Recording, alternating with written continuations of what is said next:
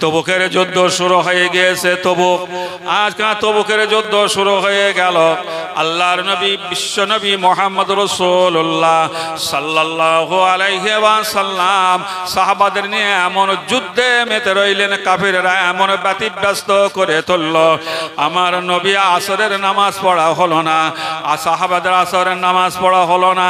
মাগরিবের সময় যুদ্ধ বিরতি ঘোষণা করা হলো। আল্লাহর নবী সাহাবীদের নিয়ে মাগরিবের নামাজ আদায় করে নিলেন। মাগরিবের নামাজ আদায় করার পরে আসরের নামাজ কাজা পড়ে নিলেন। কাজা পড়ে নিয়ে দুটো হাত আল্লাহ পাকের দরবারে তুলে ধরে বলেন, আয় আল্লাহ, যারা আমাদের আজকের আপনার নামাজ পড়তে দিল না, আপনার নামাজ থেকে আমাদের বিরত রেখে দিল, ব্যতিব্যস্ত করে রেখে দিল, আল্লাহ আপনার নামাজ আমরা পড়তে পারিনি, যারা আমাদের আপনার নামাজ পড়তে দেয়নি, ইয়ামলাউল কুবুর আন্নার কুবুরা ফিন্নার, আয় আল্লাহ তাদের কবরগুলো আগুনে ভরপুর করে দাও। আল্লাহ রাব্বুল আলামিন বলেন, হাবিব, ওহদের দিনে আপনার রক্তাক্ত করলে আপনার হক ছিল, আপনি মাফ করে দিয়েছিলেন। আর আজকের আমার নামাজ আমার হক ওটা, আজ যেটা আমার হকটা তোমাদের আদায় করতে দেয়নি বলে আজ তুমি এমনভাবে দোয়া করো, আমার হকটা তুমি আগে রেখে দিলে, নিজের হকটা মাফ করে দিলে। আমি আল্লাহ আজ থেকে কসম করে বলছি, হককা আলা হকি, আজ থেকে আমার হকের আগে আপনার হকটা আমি রেখে দেব। বলুন সুবহানাল্লাহ। নবীকে বাদ দিয়ে ইবাদত, নবীর নাম ইবাদতের মধ্যে রাখা যাবে না, কলেমার সঙ্গে নবীর নাম পড়া যাবে না, কেননা ওতে শিরক হয়ে যাবে। আল্লাহর পাশাপাশি নবীর নাম নেওয়া যাবে না। কত কি চালাচ্ছে ওই ইহুদি এজেন্টগুলো, জানেন? ইহুদি এজেন্টগুলো যে কথা বলছিলাম বলতে বলতে চলে এসেছে।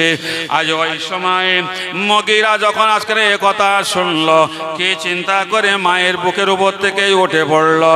আজ ওই সময় আজকে না মগীরা চিন্তা করে যে আজ মোহাম্মদ যখন এ কথা বলেছে আর সত্যই তো প্রমাণ হয়ে গিয়েছে, আমার মায়ের মুখ থেকেও তো আমি শুনলাম।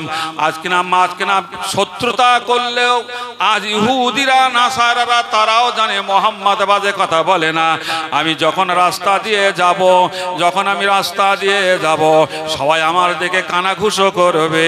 আজ ওই লজ্জায় আর মক্কায় থাকলো না, ওখান থেকে বেরিয়ে গেল ইয়ামামা দেশের একটা জঙ্গলে গিয়ে আজকে না গাছের লতা পাতা ফলকে জীবন ধারণ করতে লাগলো। এ মুখার মক্কায় আমি দেখাবো না, তবে আজকে না লতা পাতা ফলকে জীবন ধারণ করলেও সর্বদাই চেষ্টা করতে লাগলো মোহাম্মদকে আমি ঠিক হত্যা করব। সত্য কথা আমার বলে দিল কেন? আজ যখন বদরের ময়দানে ইসলামের প্রথম যুদ্ধ, বদরের ময়দানে যুদ্ধ শুরু হলো, আজকে না ওয়ালিদ ইবনুল মুগীরা খবর পেয়ে আবু জেহেলের দলে যোগ দিল। আর ওই বদর ময়দানে ওয়ালিদ ইবনুল মুগীরা আজ নবী পাকের সাহাবীদের হাতে জীবনের শেষ নিঃশ্বাস ত্যাগ করলো। চক্রান্ত কত করে সামনে বসে বিপদে ফেলার জন্য। 1974 সালে ইহুদিদের একটা মিটিং হচ্ছে, 1974 সালে মিটিং হচ্ছে যে আমরা এত ফ্রি বই বিতরণ করি, ফ্রি চিকিৎসা দেই, ওষুধপত্র খ্রিস্টানি সংস্থা থেকে দেয় না, এত সব আমরা দেই। ইহুদি খ্রিস্টান মিলে 1974 সালে ভ্যাটিকান সিটিতে আজকে না এটা মিটিং হচ্ছে ওদের। আজ ওই সময় বলছে তবু মুসলমানদের ধর্ম ত্যাগ করানো যায় না কেন? এরা নামাজ না পড়লেও কিন্তু মোহাম্মদের বিরুদ্ধে কিছু বললে এরা গর্জে ওঠে, ওঠে না? ইসলামের বিরুদ্ধে কিছু বললে এরা গর্জে ওঠে। অন্যান্য ধর্মের মানুষ তাদের সুযোগ সুবিধা দিলে তারা ধর্ম ত্যাগ করে খ্রিস্টান ধর্ম, ইহুদি ধর্ম গ্রহণ করছে, মুসলমানের আসে না কেন? অথচ অর্থনৈতিক দিক থেকে, শিক্ষার দিক থেকে সব থেকে মুসলমানকে দবিয়ে রেখে দেওয়া হয়েছে। চাকরির দিক থেকে মুসলমানের নামগন্ধ ঠিকই পাওয়া যায় না। আজ কিনা সংরক্ষণ 10% থাকলেও 1-1.5% মতন মুক্ত রয়েছে। হ্যাঁ, সব জায়গা খেয়াল করে দেখেন। তবু মুসলমানের ধর্ম ত্যাগ করে না কেন? এক একজনা এক এক রকম মতামত প্রকাশ করছে। কিন্তু যিনি পপ সেকেন্ড পোল, ওদের মধ্যমণি, সর্বশ্রেষ্ঠ ওদের ধর্মযাজক, পপ সেকেন্ড পোল, সব শুনছি। বলছে তোমাদের কারো সিদ্ধান্ত আমার পছন্দ নয়। বলছে তাহলে আপনি বলুন। তাহলে আমার কয়েকটা কথা আমার মনে পড়ে। বলে প্রথম কথা আমার মনে পড়ে, মুসলমানেরা আর যখন তোদের ঘরে কোনো বাচ্চা জন্ম গ্রহণ করে, আজকে না ওরা কানে আজান দেয়, কানে আজান দেয়, এইটা বন্ধ করতে হবে। এটাই মোটামুটি সফল নাকি বলেন? বাড়ি বাচ্চা হওয়ার আর উপায় নেই, সেই হসপিটালে না তো তোমার বার্থ সার্টিফিকেট দেবেন, হলেও ধরে পেতে ওই বেতলে আতি হবে। মোটামুটি সবল হয়ে চক্রান্ত কোথা থেকে আসে যে ওই জন্মগ্রহণ করলে যে আজান দেয় ওই কানেকশন ওদের থেকে যায়, কানেকশনটা থেকে যায়।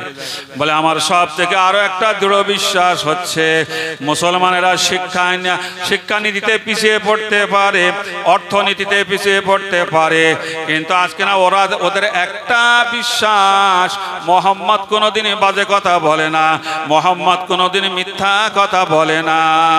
বলে মোহাম্মদের কোনো একটা বাণীকে যদি মিথ্যা প্রমাণ করে দেখানো যায় তাহলে আজকে না মুসলমানদের বোঝানো যাবে, দেখো তোমাদের নবী মোহাম্মদ যা বলে সব সত্য এমন নয়। যুগে যুগে তোলপাড় চলছে না? আমার নবী যা বলেছেন আর যা বলে গিয়েছেন আগামীর জন্য সবটা অক্ষরে অক্ষরে সত্য। জোরে বলুন সুবহানাল্লাহ। বিশ্বনবী আর দুনিয়ার বৈজ্ঞানিকগণ আজ সপ্তসাগর মন্থন করে যেখানে পথ হারিয়ে ফেলে দেয়, যেখানে পথ হারিয়ে ফেলে দেয়, অথচ মুহাম্মদ সাল্লাল্লাহু আলাইহি সাল্লাম আর আদর্শে এসে তারা সেখান থেকে নতুন করে আবার পথ পায়। তাই বড় বড় বৈজ্ঞানিক, বড় বড় ডক্টর, বড় বড় প্রফেসর আজ তাদের কিন্তু ইসলাম গ্রহণ করার হিড়িক পড়ে গিয়েছে, যায়নি।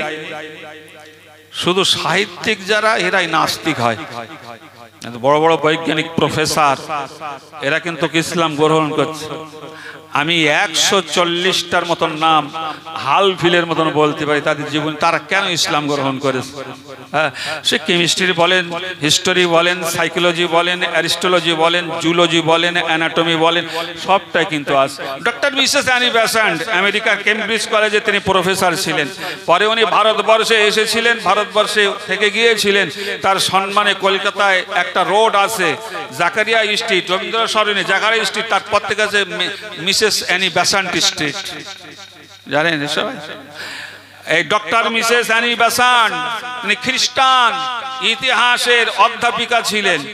তিনি ইতিহাস নিয়ে আলোচনা করতে করতে হযরত মুহাম্মদ সাল্লাল্লাহু আলাইহি ওয়াসাল্লাম জীবনী পড়ে এত মুগ্ধ হলেন, এত মুগ্ধ হলেন, স্বতন্ত্র একটা বই লিখলেন। বইটার নাম হলো the life and teaching of Muhammad সাল্লাল্লাহু আলাইহি সাল্লাম। মুহাম্মদ সাল্লাল্লাহু আলাইহি সাল্লামের শিক্ষা এবং তার জীবন।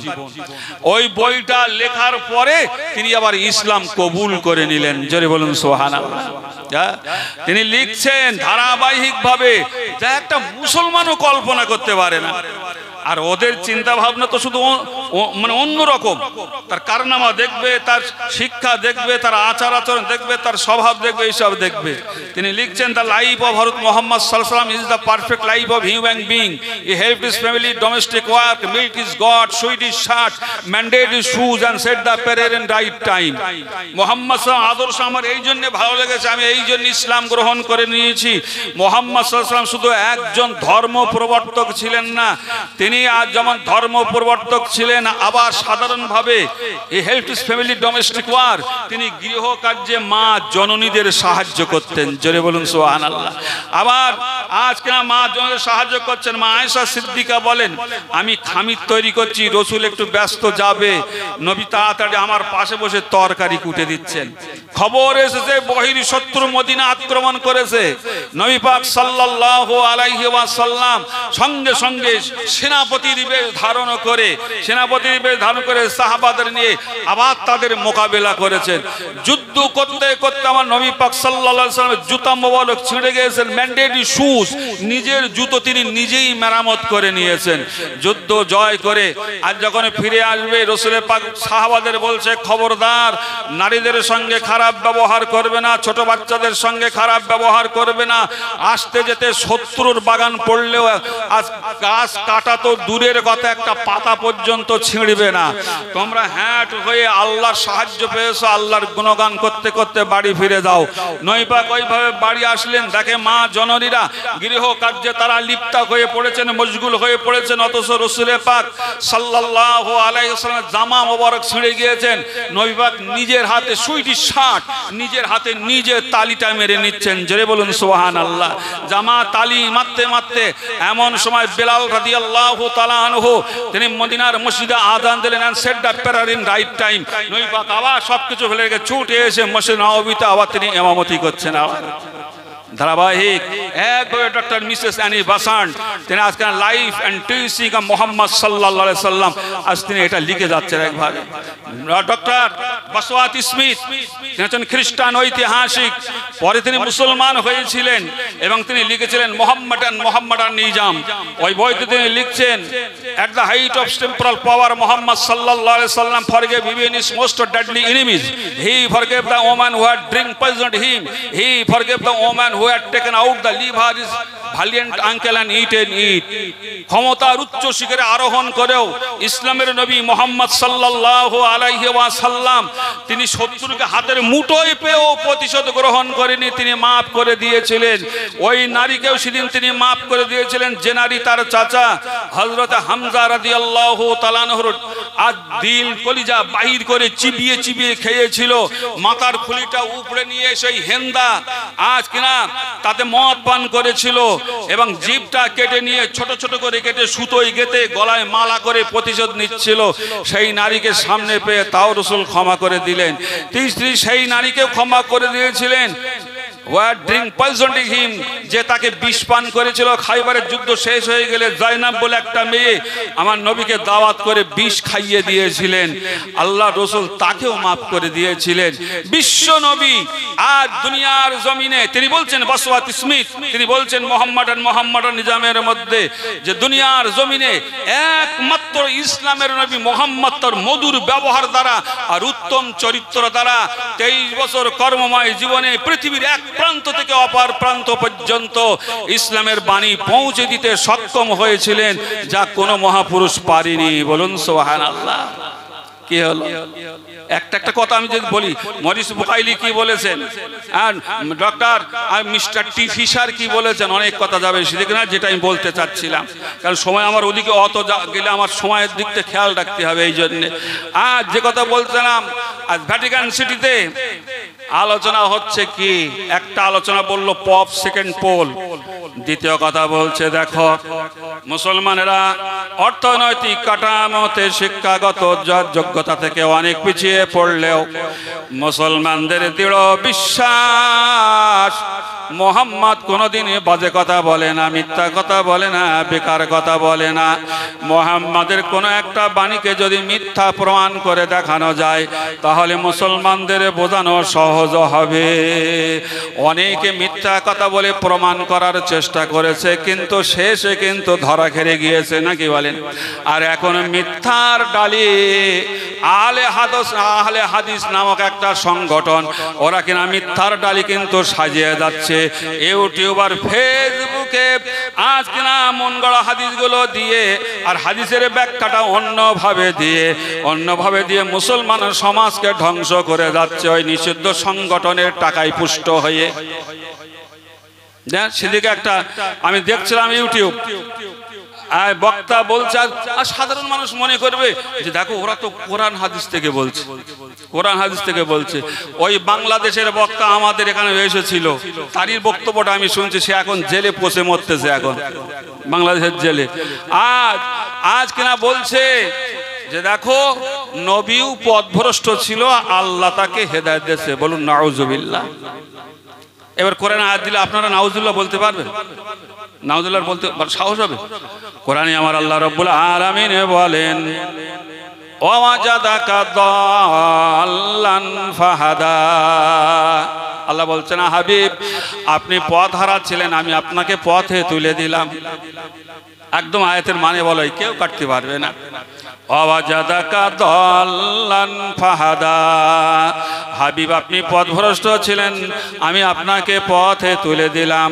ওয়াজাদাকা আয়েলান ফাগনা, আপনি গরিব ছিলেন, আমি আপনাকে ধনী বানিয়ে দিলাম। আয়াতের অর্থ কিন্তু আজকে না জগৎ বিখ্যাত মুফাসসিরগণ আয়াতের তাফসীরে লিখেছেন, তাফসীরে মিকবাস ইবনে আব্বাস, তাফসীরে বাইজাবি, তাফসীরে রুহুল মাআনি, তাফসীরে ইবনে কাসির, তাফসীরে জালালাইন, কটা তাফসীরের নাম করব। এই আয়াতের শানে নজুল লেখা হচ্ছে আমার নবী পাক সাল্লাল্লাহু আলাইহি ওয়াসাল্লাম আজ দুনিয়ার বুকে আসার 3 দিন পরেই চলে গেল হাজ কেনা তায়েফে। মা হালিমা নিয়ে গেল, 6 বছর পরে মা আমিনা আবার নিয়ে আসছে। আস্তে আস্তে আবওয়া বলে জায়গায় আব্দুল্লাহর কবরের ধারে দাঁড়িয়ে আমিনা ইন্তেকাল করলো। মার কোলে এসে কিন্তু মা হারা হয়ে গেল, মা হারা হয়ে গেলেন। উম্মে আয়মান নিয়ে বাড়ি আসলো। 6 বছর মক্কার পথঘাট সম্পর্কে জানে না। নবী আমার একা একা বেড়ায়, একা একা বেড়ায়। তখন তো শুধু কাবা শরীফের যেটা দেখা যায় ওইটাই শুধু ছিল, চতুর্দিকে পাহাড়, চতুর্দিকে পাহাড়। এখন সব পাহাড় কেটে কেটে, পাহাড় কেটে কেটে আজকে না সব অনেক জায়গা সরিয়ে নিয়ে গিয়েছে। তখন কিন্তু এমন পথও ছিল না, সুন্দর জায়গাও ছিল না। আজ ওই সময় আল্লাহর নবী হেঁটে যেতে যেতে যেতে যেতে বেঁকে যেতে যেতে পাহাড়ি পথ, পথটা হারিয়ে ফেললেন। একটা উঁচু টিলার উপরে চুপচাপ বসে আছে। আজ সন্ধ্যা গড়ি, আজকে না বিকাল গড়িয়ে সন্ধ্যা হয় তখন দাদা আব্দুল মুত্তালিবের কাছে থাকে। দাদা আব্দুল মুত্তালিব খোঁজ করে মোহাম্মদ কোথায় গেল, এখনো তো ফিরে আসে না। চতুর্দিকে ছেলেদের পাঠিয়ে দিল। উম্মে আয়মান খোঁজে বেরিয়ে পড়ল। উম্মে আয়মান দেখতে পায় দূরে একটা টিলার উপরে দয়ার নবী, বিশ্ব নবী মুহাম্মদুর রাসূলুল্লাহ সাল্লাল্লাহু আলাইহি ওয়াসাল্লাম 6 বছর বয়স চুপচাপ বসে আছে, চুপচাপ বসে আছে। ওই সময় উম্মে আয়মান দৌড়ে কোলে নিয়ে বলে, বাবা আজ তুমি অনেকক্ষণ পর্যন্ত বাড়ি যাও না, চতুর্দিকে তোমার খোঁজ পড়ে গিয়েছে, এখানে এভাবে বসে কেন? বলে আমি আস্তে আস্তে পথ হারিয়ে ফেলে দিয়েছি। আমি অলিগলি পথ, পাহাড়ি পথ এখানে তো জানি না, তাই চুপচাপ এখানে বসে আছি। উম্মে আয়মান তাকে কোলে নিয়ে দৌড়ে এসে আব্দুল মুত্তালিবের কাছে কোলে পৌঁছে দিল। আল্লাহ রাব্বুল আলামিন বলেন, হাবিব আপনি তো সেদিন পথ হারিয়ে ফেলেছিলেন, আমি আল্লাহ আবার তোমাকে তোমার দাদুর কোলে বসিয়ে দিলাম। বলুন সুবহানাল্লাহ। আর এখানে বলছে পথভ্রষ্ট, পথ হারা ছিল, আল্লাহ তার হেদায়েত করেছে। কিতনা বড় সব বেঈমান না হলে এত কথা বলে নাকি? বলেন আমার রসুলের সামনে এই কথা। আল্লাহ যখন তার হকের আগে আমার নবীর হকটা ডেকে দিয়েছেন, আর তার সামনে এই কথা। লা তারফাউ আসওয়াতাকুম ফাওকা সাউতিন নবী। আল্লাহ বলছেন খবরদার, আমার নবীর দরবারে যখন বসবে, আমার নবী কথা বলে, আমার নবীর কথা থেকে যদি তোমাদের কথা একটু উঁচু হয়ে যায়, তোমাদের জিন্দেগির আমল বরবাদ করে দেব। তাহাবাতা আমালুকুম, যত ইবাদত করো না কেন, আমল করো না কেন, বিয়াদবি করা তো দূরের কথা, আমার নবীর কথার থেকে তোমাদের কথা জোর হয়ে গেলে তোমাদের আমল আমি ধ্বংস করে দেবো। ভাইরা আমার, ওই সময় আজ 5 সেকেন্ড পোল বলে একটা প্রমাণ করে দেখাতে হবে। সবাই উদ্গ্রীব হয়ে আছে, কিভাবে প্রমাণ করবেন, কিভাবে প্রমাণ করবেন। আজ ওই সময় বলছে, দেখো আমি মুসলমানদের হাদিস আমি পড়েছি, বরং আমাদের থেকে বেশি পড়ে নাকি বলেন? হ্যাঁ জানে। গিরিশচন্দ্র সেন প্রথম কিন্তু বাংলায় কোরআন অনুবাদ করে, আমাদের পশ্চিম বাংলায় গিরিশচন্দ্র সেন বাংলায় তো অনুবাদ করে। ভাই আমার, মর্মডিক পিত্তল তিনি তো ইতিহাসের প্রফেসর ছিলেন। মহাপুরুষদের নিয়ে আমি হার্টস 100 মানে 100 জন মহাপুরুষের জীবনের বইটা আমি পড়েছি। জন হার্টসের লেখা। তিনি 100 জন মহাপুরুষকে বেছে নিলেন। 1 নম্বরে নাম দিয়েছেন মুহাম্মদুর রাসূলুল্লাহ, 2 নম্বরে নাম দিয়েছে ঈসা আলাইহিস সালামের, যেহেতু ওরা খ্রিস্টানরা ঈসা আলাইহিস সালামকে মানে। 3 নম্বরে নাম দিয়েছেন হযরত ওমরকে। 4 নম্বরে নাম দিয়েছেন অ্যাডলফ হিটলারকে। মানে সব থেকে খুনি বাদশা ছিল, তবে ও ইহুদি মেরেছে, অন্য কেউ মারিনি। হ্যাঁ ভাই আমার, এইভাবে 100 জনকে বেছে নিয়েছে, 1 নম্বরে নাম দিয়েছে হযরত মুহাম্মদ সাল্লাল্লাহু আলাইহি সাল্লাম। আজ তিনিও কোরআন পড়েছেন, তাফসীর করেছেন, ইংরেজিতে 30 পারা তাফসীর লিখেছে। জোরে বলুন সুবহানাল্লাহ। মরমাটিক পিক্তল, তার বর্তমান নাম হচ্ছে আব্দুল্লাহ পিক্তল। 30 পারা ওই ইংরেজি কোরআন ট্রান্সলেট এবং তাফসীর আমার কাছে আছে। ভাই আমার, তিনি 5টা কারণ বিশ্লেষণ করেছেন। এই 5টা কারণ বিশ্লেষণ করে ইসলাম গ্রহণ করে নিয়েছেন। Universal opinion, universal patience, universal sympathy, universal conference. আজকে না বিশ্বজনীন অভিমত, অর্থাৎ দেশ বলে যেখানে কিছু আছে মুসলমান সেখানে আছে, মতটা আছে। বিশ্বজনীন পেশেন্ট মানে বিশ্বজনীন, আজকে ইউনিভার্সাল পেশেন্ট, বিশ্বজনীন সবর ধৈর্য বলে, ওটা মুসলমানদের মধ্যে পেয়েছে আর কারোর মধ্যে পায়নি। কি বলেন সেটা? রোজা। রোজা প্রচন্ড গরমে কি কঠোর, ছোট ছোট বাচ্চারা রোজা করে, বিকালের দিকে আর নড়তে পারে না, জোর করে পানি খাওয়াতে যান, দাঁত চেপে রেখে দেবে, খাওয়ানো যাবে না, যা অন্য কোনো নেই ধর্মে নেই। হ্যাঁ, বিশ্বজনীন সিম্প্যাথি। আজকে না বলছে বিশ্বজনীন সহানুভূতি, বিশ্বজনীন সহানুভূতি বলে, এটা আমি মুসলমানদের মধ্যে পেয়েছি আর কারোর মধ্যে পাইনি। তাহলে কিরকম? তো বলছে দেখো, মুসলমানরা শুধু একা আনন্দ করবে এটা ইসলাম ধর্ম দেয়নি। তাই বলছে ফেতরা দাও, যাকাত দাও। ওরা গরিবরা পানেওয়ালা, ওরা দান না, অনুদান না, তোমার দয়া না, ওরা হকদার। আর যদি ও যাকাত ফেতরা বন্ধ করে তাদের বিরুদ্ধে যুদ্ধ করো। হযরত আবু বকর প্রথমে যুদ্ধ করেছিল, একদল যাকাত বন্ধ করেছে তাদের বিরুদ্ধে। এই বিশ্বজনীন সহানুভূতি, ইউনিভার্সাল ব্রাদারহুড, বিশ্বজনীন ভ্রাতৃত্ববোধ, এটা বলছে আমি মুসলমানদের মধ্যে পেয়েছি। তাহলে সেটা কিরকম?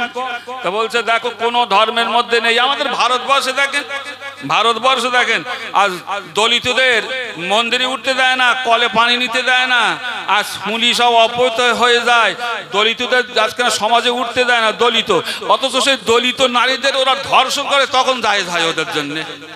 আর ওরা যদি পানি খায় অপবিত্র হয়ে যায়, মন্দিরে যায় অপবিত্র হয়ে যায়, ওদের আজকে না বড় বড় পদে যায় অপবিত্র হয়ে যায়, ওরা জাকজমক করে বিয়ে করতে গেলে অপবিত্র হয়ে যায়। কত মারছে ভাই, তোরা দলিত, তোরা এরকম জাকজমক করে বিয়ে করতে যাবি কেন?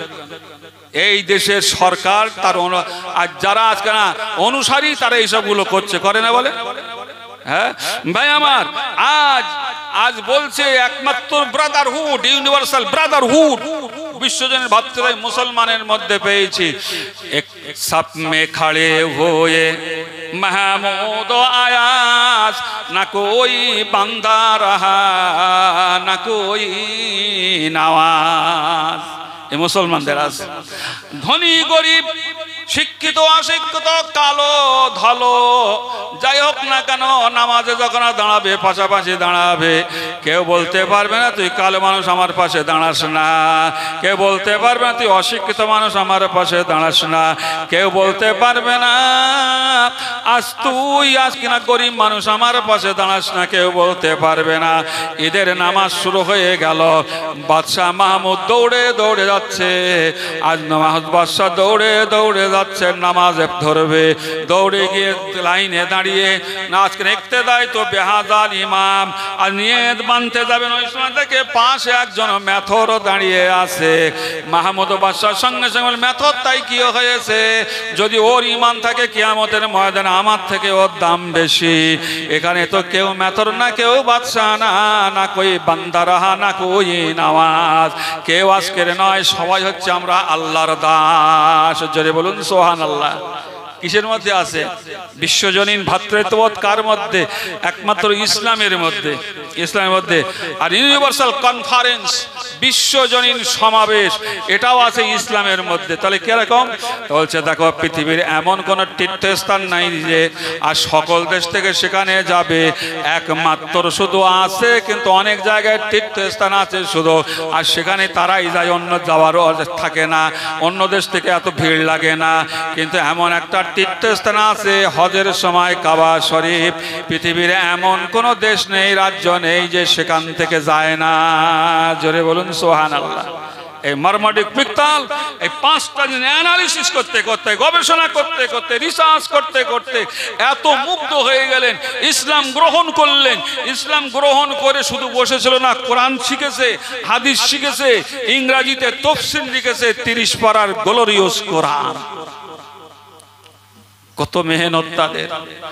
আজ বলছে প্রমাণ কি করে করবেন যে নবীর একটা কথা মিথ্যা, প্রমাণ তো ধরা পড়ে যাবো তো। তাহলে শোনো, আমার একটা মাথায় চিন্তা ভাবনা এসেছে। মুসলমানদের নবী বলেছে, قال النبي صلى الله عليه وسلم إن الله تعالى حرم على الأرض أن تأكل أجساد الأنبياء। মুসলমানদের নবী বলেছেন, নিশ্চয় আল্লাহ তাআলা জমিনের জন্য হারাম করে দিয়েছেন নবীদের দেহ ভক্ষণ করা। মাটি নবীদের দেহ খেতে পারে না, নবীদের দেহ পচে না, মাটির সঙ্গে মিশে যায় না, নবীরা কবরে জিন্দা। বলে এইটা প্রমাণ করে দেখাতে হবে, মিথ্যা প্রমাণ করে। তাহলে কিরকম ভাবে সেটা করব? তাহলে দেখো, ছলে বলে করে কৌশলে যারা এই কাজটা করতে পারবে তাদের প্রচুর পুরস্কার দেওয়া হবে। নবীর কবর থেকে লাশটা চুরি করে আনতে হবে। যদি লাশটা চুরি করে আনা হয়, আমরা কেটে খণ্ড খণ্ড টুকরো টুকরো করে ভাসিয়ে দেবো, আর কেউ খুঁজে পাবে না। মুসলমানদের বলবো, তোমরা যে বলো নবী সব সত্য বলে, কবরটা খুঁড়ে দেখো, তোমাদের নবীর লাশও কবরে নেই। কে এই দায়িত্ব নেবে? 3 জন ইহুদি। তারা বলছে আমরা এই দায়িত্ব নেব। 3 জন ইহুদি, সব মূলে কিন্তু ইহুদি। কিয়ামতের নিকট একটা হাদিস পাক আছে, কিয়ামতের নিকটবর্তী সময়ে ইহুদিরাও ওই জেরুজালেম হারাবে, ওদের ওখান থেকে উৎখাত করা হবে, পৃথিবীর মানচিত্র থেকে ওদের নাম নিশানা মুছে যাবে।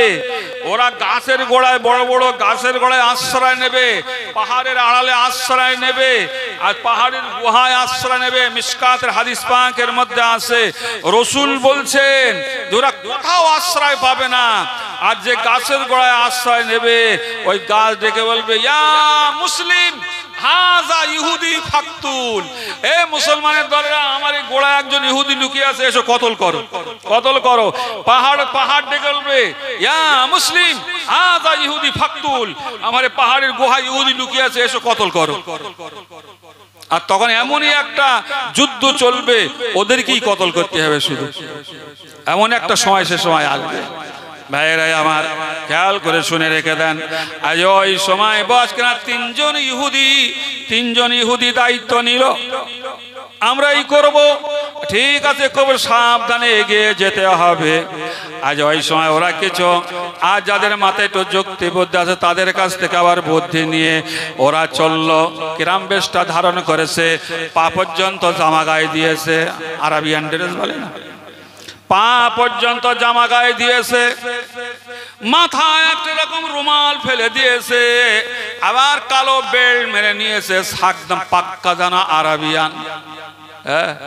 জামা দেখে চেনা যায় না? যায়। বড় জামা গায়ে দিলে মনে করো না যে হুজুর মানুষ, নাকি বলে? হ্যাঁ, ও যারা আজকে না আর নবীর শানে বেয়াদবি কথা বলে, ওরাও সব বড় বড় আলেম দাবিদার বড় বড় জামা গায়ে দেয়। ওরা এমন করে দেখবেন, ওরা যখন ওয়াজ করে বা থাকে, সবসময় ঠিক এইরকম করে থাকে, দেখবেন, ভালো করে দেখবেন। হ্যাঁ ভাইরা আমার, খেয়াল করে শুনে রেখে দেন। আজ এই ড্রেস নিয়ে ওরা চললো। ওরা মদিনায় গিয়ে, মদিনায় মসজিদ নববীর পাশে রওজা থেকে কিছুটা দূরে আজকে জান্নাতুল বাকি নামক যে গোরস্থান আছে, ওই গোরস্থানার ওই কাছখানা কিনারায় ওরা একটা আস্তানা গড়লো।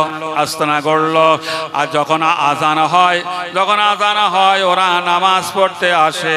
ওরা জামাতে নামাজ পড়ে, হাতে তসবিহ থাকে, তসবিহ ঝুলিয়ে পড়তে আসে। আবার যখন নামাজ পড়ে বেরিয়ে যায়, তসবিহ পড়তে বেরিয়ে যায়। মদিনার মানুষেরা বড় আল্লাহওয়ালা মনে করতে লাগলো। জবরদস্ত আল্লাহর ওলি মনে করতে লাগলো। আজ কারোর সঙ্গে ভালো কথা বলে না, আবার মসজিদ থেকে যখন বেরিয়ে আসে দুই পকেটে করে ওরা টাকা পয়সা নিয়ে যায়, ওগুলো খামসা খামসা বিলি করতে করতে আসে। এমনি মন টলে যাবে না কি বলে? আগে তো এরকম করে যায়, আবার টাকা দেয়, টাকা দিটার উপায় আছে না কি বলে? হ্যাঁ, বিরাট সম্মান করতে লাগলো। 1 বছর নয়, 2 বছর নয়, ওরা আজ কিনা 3 বছর ওখানে ওইভাবে থাকে। যখন টাকা ফুরিয়ে যায় গোপনে ওই আজ কিনা এজেন্টের মাধ্যমে ওদের কাছে টাকা পৌঁছে দেওয়া হয়, টাকা পৌঁছে দেওয়া হয়। 555 হিজরি, এটা কত হিজরি মনে আছে? মনেনি? 1445 হিজরি। আর 550 হিজরিতে আমার নবী পাক সাল্লাল্লাহু আলাইহি সাল্লাম দুনিয়ার বুক থেকে আজ কিনা পর্দা নিয়েছিলেন, তখন ছিল 10 হিজরি, 10 হিজরি। আর 555 হিজরিতে এমন করে আজ কিনা আস্তানা গাড়লো 3 জন ইহুদি।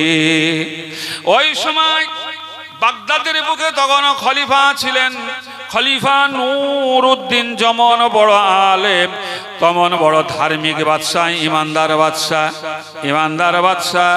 ওই সময়ে আজ কিনা একদিন খলিফা নুরউদ্দিন তাহাজ্জুদের নামাজ পড়ে একটু ঘুমিয়ে পড়েছে। এমন সময় স্বপ্নের মধ্যে দেখেন দয়ার নবী বিশ্ব নবী মুহাম্মদুর রাসূলুল্লাহ সাল্লাল্লাহু আলাইহি ওয়াসাল্লাম বাদশাহ নুরউদ্দিনকে বলে, ও বাদশাহ নুরউদ্দিন, 3 জন ইহুদি আমার সঙ্গে বেয়াদবি করার চেষ্টা করছে, তুমি ব্যবস্থা নাও।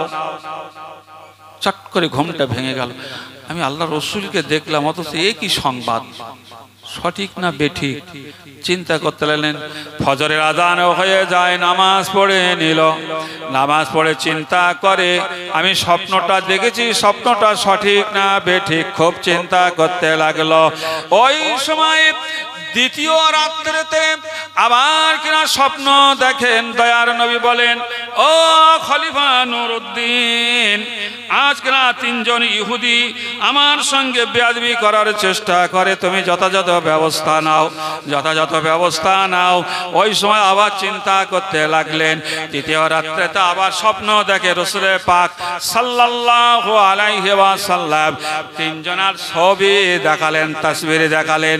এই রকম ধরনের 3 জন মানুষ দেখবে, আলখাল্লা গায়ে আছে, আর কিনা শেরওয়ানি গায়ে আছে, মাথায় কিনা রুমাল আছে, এমন করে বেল্ট আছে, মনে হবে যেন আরবিয়ান মানুষ। এই রকম 3 জন মানুষ আমার সঙ্গে বেয়াদবি করার চেষ্টা করছে, তুমি একটু ব্যবস্থা নাও। আমার নবী পাক সাল্লাল্লাহু আলাইহি সাল্লাম হয়তো মনে প্রশ্ন জাগতে পারে, আল আফা উল আফা কিতাবের মধ্যে আছে, আমার দয়ার নবী বিশ্ব নবী মুহাম্মদুর রাসূলুল্লাহ সাল্লাল্লাহু আলাইহি সাল্লাম ইচ্ছা করলে আল্লাহ পাকের দরবারে দোয়া করতেন, ওরা ধ্বংস হয়ে যেত নাকি বলে? তবে কেন এমন করে বলে? কেন না, আমার নবী পাক সাল্লাল্লাহু আলাইহি সাল্লাম এই জন্য বলেন, হিকমতটা রেখে দেওয়া হয়েছে, যারা এমন করে বেয়াদবি করলে, বদদোয়া করলে ধ্বংস হয়ে যাবে, কিন্তু আগামী দিনের জন্য কোনো শিক্ষা হবে না। তার দুনিয়ার নীতিতে সঠিক বিচার আছে কিনা, সঠিক বিচারের মাধ্যমে জগৎবাসীকে দেখিয়ে দেওয়ার জন্য খলিফা নুরউদ্দিন কেমন করে আদেশ করে। সকালবেলা ফজরের নামাজ পড়ে মসজিদে আসলো। প্রধানমন্ত্রী জামাল উদ্দিনকে ডাকলেন, সবাই চলে যাক, আপনি বসেন, আপনি বসেন। সবাই চলে গেল, বলে দরজাটা দিয়ে দাও। দরজা দিয়ে দেওয়া হলো। ওই সময় খলিফা নুরউদ্দিনে বলে, ও মন্ত্রী জামাল উদ্দিন, আমি পরপর 3 রাত্রে এমন করো স্বপ্ন দেখলাম, দয়ার নবী আমাকে এমন করে বলেছেন, স্বপ্নটা সঠিক না বেঠিকে বলে দাও। আজ মন্ত্রী ছিল বড় আলেম, ওই সময় বলছেন, বাদশাহ জাহাঁপানা, আপনার স্বপ্ন সঠিক। কিরকম বলো দেন? তো আপনি কি জানেন না দয়ার নবী বিশ্ব নবী মুহাম্মদুর রাসূলুল্লাহ সাল্লাল্লাহু আলাইহি ওয়াসাল্লাম বলেন, মান রাআনি ফিল মানামি ফাকাদ রাআনিল হক ফাকাদ রাআল হক। আল্লাহ রাসূল বলেন, আল্লাহর নবী বলেন, যারা আমাকে স্বপ্নে দেখবে তারা সত্য সত্যই আমাকেই দেখবে। ওয়ালা ইয়াতামাসসালু বি শয়তান, শয়তান কখনো আমার সূরত ধরতে পারবে না। বলুন সুবহানাল্লাহ। যারা স্বপ্নে আমাকে দেখবে তারা আমাকেই দেখবে, আর যারা স্বপ্নে আমাকে দেখবে অতি শীঘ্র তারা জাগ্রত অবস্থায় আমাকে দেখতে পাবে। আর যারা আমাকে দেখবে ওয়াজাবাত লাহু শাফাআতি ইয়াউমাল কিয়ামা, কিয়ামতের ময়দানে আমার শাফাআত তাদের জন্য ওয়াজিব হয়ে যাবে। অতএব আপনার স্বপ্ন সঠিক, তাহলে কি করা যায়? তাহলে কোনো নিদর্শন আপনার কাছে আছে? তাহলে হ্যাঁ, স্বপ্নের মধ্যে দয়ার নবী আমাকে তিনজনের ছবি দেখিয়েছিলেন, ছবি ফটো, আমি সেগুলো দেখলে চিনতে পারবো। তাহলে আর দেরি করবেন না, আর দেরি করবেন না, আপনি ঘোষণা করে দেন মদিনায় আপনি আজকে না ওমরা করতে যাবেন, ঘোষণা করে দেন আজ ওমরা করতে যাবেন। আজ ওমরা করে আমরা মদিনায় রওজায় আজকে রওজা জিয়ারত করতে যাব। ওখানে গিয়ে আমরা অনুসন্ধান করব, কারণ এটা মদিনারই ব্যাপার, মদিনারই ব্যাপার। আজ ওই সময় বাদশাহ খলিফা নুরউদ্দিন ঘোষণা করে দিল ওমরা করতে যাবে। কাবা শরীফ থেকে ওমরা আদায় করে মদিনায় চলে গেলেন। মদিনায় গিয়ে অলিগলি কিছু তন্ন তন্ন করে দেখলেন, ওই ছবির মতন কোনো মানুষের দেখা মেলে না। বাদশাহ জিজ্ঞাসা করে, জামালউদ্দিন আমি তো পেলাম না, আজ কি করি বলো? তাহলে আপনি আদেশ জারি করে দেন। সঙ্গে ছিল 16,000 পুলিশ বাহিনী, 16,000 পুলিশ বাহিনী মদিনায় গিয়ে সেখান থেকেও নিয়ে নিল। আবার বলছে আপনি এক কাজ করুন, আজ মদিনার চতুর্দিকে আপনি প্রশাসন নিযুক্ত করে দেন। আজ কিনা যেন মদিনায় যারা আসে তারা যেন বেরিয়ে না যায়, আর যারা ঢুকবে তারা যেন বেরিয়ে না যায়। আর আপনি আদেশ করে দেন আপনি মদিনাবাসীকে এক সাঁজ আপনি খাওয়াবেন, এক সাঁজ খাওয়াবেন সমস্ত। আর হুইপ জারি করেন, মদিনার আবাল বৃদ্ধ বনিতা মেয়েদের বাড়ি পাঠানো হবে, আর আবাল বৃদ্ধ বনিতা আজ তার সকলকে এখানে খেয়ে যেতে হবে, কেউ যেন বাদ না থাকে। আর দুটো গেট করা হবে, ওই দুটো গেটের মানে একটা আজকে না প্রবেশ করবে, একটা দিয়ে বাহিরে হবে, একটা দিয়ে বাহিরে হবে। আর আপনি গেটে বসে থাকবেন, যারা আসবে নিশ্চয় দেখলে চিনতে পারবেন। তাহলে হ্যাঁ আমি চিনতে পারবো। শুরু হয়ে গেল তোড়জোড়, আদেশ দিয়ে গেল একদিনে 700 উট আর মেষ জবাই করা হলো, মদিনাবাসীদের খাওয়াবে, মদিনাবাসীদের খাওয়াবে। দাওয়াত করলেন, কেউ বাড়ি থাকতে পারলো না। সকাল থেকে সকলে আসে, শাহী খানা, শাহী দাওয়াত। সকাল থেকে আসা যাওয়া শুরু হলো, সন্ধ্যা হয়ে যায় আর 2-1 করে আসে। মদিনার মনে আর কেউ বাকি নেই। কিন্তু স্বপ্নের মাধ্যমে দয়ার নবী বিশ্ব নবী মুহাম্মদুর রাসূলুল্লাহ সাল্লাল্লাহু আলাইহি সাল্লাম যে 3 জনের ফটো দেখালেন, ছবি দেখালেন, কই তারা তো আসলো না। আজকে না কোকে পড়লেন, ও মন্ত্রী জামালউদ্দিন, আজ তো প্রায় খাওয়া শেষ হয়ে গেল, সকাল থেকেই তো খেয়ে যাচ্ছে, এই সন্ধ্যা হয় হয় ভাব, আর তো কেউ আসে না। 2-1 করে আসছে, মনে হয় কেউ বাকি নেই। কিন্তু স্বপ্নের মধ্যে যে আমার ছবি দেখানো হলো, কই তারা তো আসলো না। আমার এত সাধ্য সাধনার চেষ্টা চরিত্র করা কি বৃথা হয়ে যাবে? আমার বৃথা হবে নাকি? ওই সময় চিন্তায় পড়ে গেলেন জামালউদ্দিন। বলছে আপনি একটু ভালো করে খোঁজ নেন, আর কেউ বাকি আছে কিনা, একটু ভালো করে খোঁজ নেন। আজকে আবার বাদশাহ নুরউদ্দিন আদেশ জারি করলো, মদিনার কেউ বাকি নেই। তো মদিনাবাসীরা বলল, বাদশাহ জাহাপানা, আমাদের জানা মতে মদিনায় আর কেউ বাকি নেই, ভালো করে খোঁজ নাও, কেউ বাকি আছে কিনা, কেউ বাকি আছে কিনা। এক যুবক আজ হঠাৎ করে তার মনে পড়ে গেল, এখানে 3 জন দরবেশ আছে। ও যে কি দরবেশ না ধরবেশ, ওরা ধরতে এসতো নাকি? বলে 3 জন দরবেশ আছে, আল্লাহর ওলি আছে, তারা খুব একটা মানুষের সঙ্গে কথা বলে না। মানুষ কেউ ইচ্ছা করে গিয়ে কেউ কিছু দিলেও খায় না, কে কিছু দিলেও খায় না।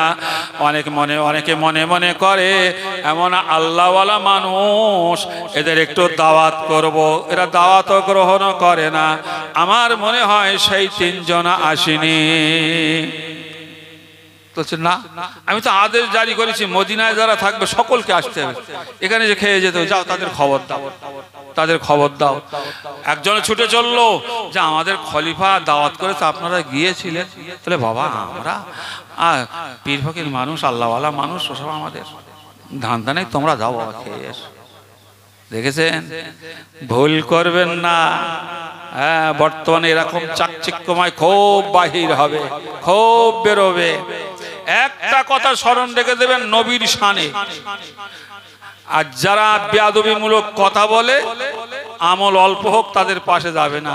কেননা বিশ্ব নবীর জন্মের মাস এলে বেঈমান মুনাফিক আর ইমানদারের দেখা মেলে, নাকি বলে? ইমানদারেরা